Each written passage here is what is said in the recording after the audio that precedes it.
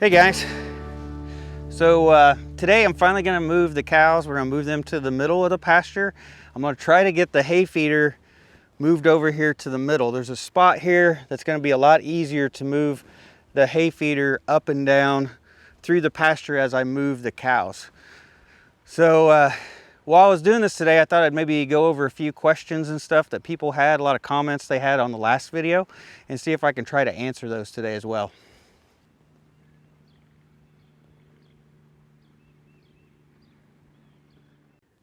So this is the fence we set up last time, getting ready to take that down so that the cows can move over into the middle. I had several people last time ask me if I tested the fence, and no, I did not.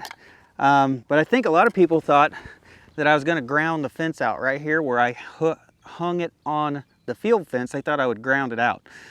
This metal bracket is insulated from the wire. The wire is on a spool, tied to a thin piece of wire that runs through the spool, but that is not connected to the bracket. So we're gonna go ahead and test it.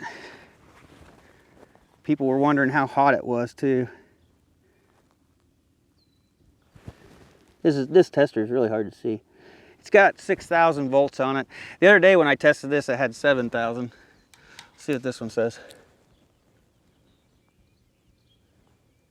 Saying 6,000. So the whole thing's got 6,000 on it, both wires. So when I pull this off, I can hold this bracket. I'm not getting shocked. It's insulated from the wire. So they've probably seen people hook this up so it does electrify. And the way Greg Judy does it, instead of using these jumper cables, oh, you hear it popping the ground? You can tell it's hot. It's snapping the ground when I unhooked it. So the way Greg Judy does it without the jumper cables is he takes this wire. I'm gonna have to let a little bit out. Let a few spools out. He takes the wire and he actually wraps it around the hook a couple times, and then he hangs it on there. Now that bracket's energized. Luckily this handle is insulated where you can grab it and pick it up, but you don't want to touch the metal now. And that's how you do it if you don't want to use the jumper cables. I didn't know if this wire was stout enough to be able to take that tension, so I just didn't want to hang this weight on my electric wire, and that's why I went with the jumpers. So go ahead and test it now. 6,000 volts, and it energized the wire doing that. So to make winding this up easier, I'm going to take the handle off the other side. You may have seen me do that at the beginning of the video. Take the handle off the other side, and then you can reel it up, and the wire will slide right through all the posts, and you don't have to worry about trying to unhook all the wires, the wire out of the post. So I'm going to go ahead and reel this up. Hopefully the cows will move over, and we got to figure out a way to move their hay feeder over here. So that may be a little bit of a chore. We've had rain all week. It's a muddy mess, and I don't have a four-wheeler. I wish I had a four-wheeler so I could move this thing a lot easier. So the worst place out here in the pasture is around this hay feeder, of course. And it's just, we had like 3 days of rain, and it's just turned this all into mud. So probably get this soil covered back up with a little bit of this wasted hay. Then we're gonna see if we can tie a rope, something on here so we can drag this out. Now the cows' appetites have improved. That first week they didn't really seem like they wanted to eat too much after being banded, but they're going through, I don't know, 3/4 of a bale of hay a day almost. So I mean their appetites have picked up quite a bit. A little bit of wet hay in the bottom. I had people comment that the flat roof on my hay feeder, how is it going to drain water? Well, there's not a level spot out here, so it's always going to drain water.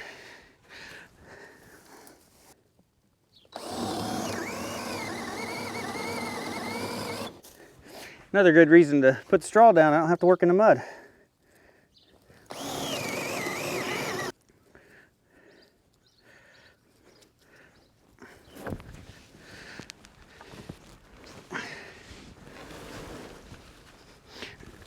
Going downhill may not be bad. Oh, I'm gonna need gloves.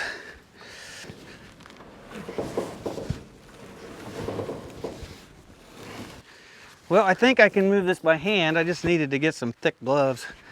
So, as long as we're going downhill.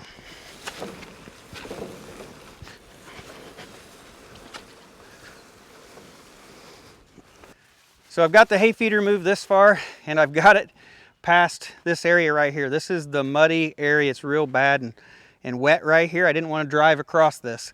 So now that I've got the hay feeder on this side, I think I can just back my truck up here. I can hitch up to it, and I can drag it the rest of the way now.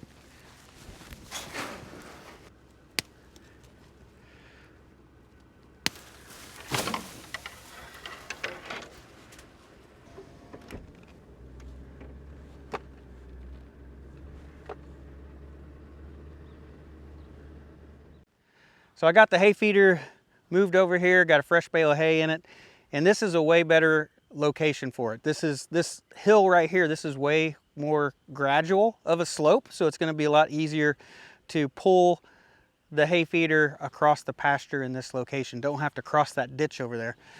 So I've got my step-in posts right here put in for my back wire, the back fence that's going to keep them from going where they were grazing. So I'm just going to go ahead and grab my reel. We're going to set this temporary wire up, and then we're done with the pasture move. Should go a lot easier next time now that I've got the hay feeder in this spot. So let's go ahead and finish this up.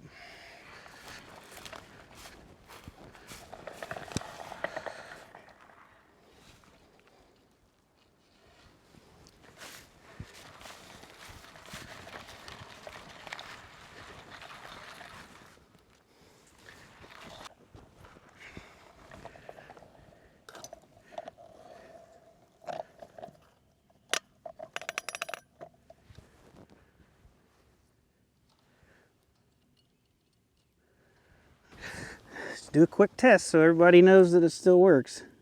Yep, 6,000 volts. Looks good.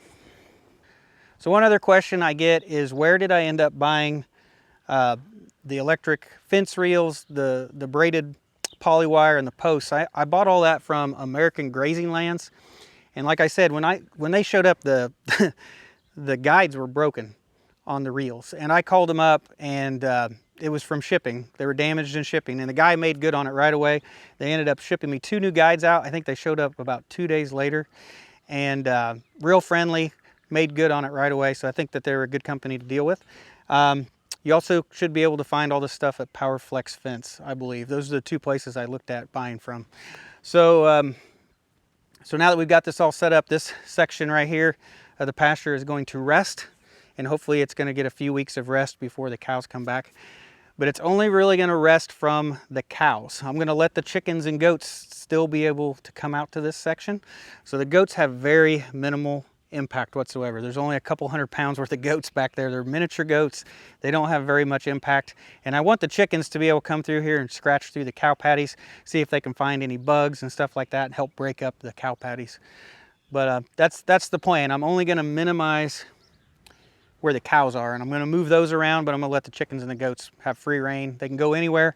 If they want to try to cross the wire and go in with the steers, they can. But I really doubt that the goats are going to get anywhere near the steers. They seem very leery of them right now. But anyway, I think that's it for today's video. I thought while I was doing this today, I would just kind of answer a lot of the questions that I got repeatedly in the last video that we did this, and try to answer those. I did my best. I did my best in this video to not say cows and try to say steers. And I don't know how well I did until I edit this. So be interesting to see how many times I said cows in the video, but I did try not to. So anyway, that is it for today's video, guys. So thanks for watching. I'll see you in the next one. I have a different style of farming practice. Mine's the old McDonald style. So you call them steers, I call them moo-moos. Here, Moo Moo. Here, Moo Moo. They're still learning their name.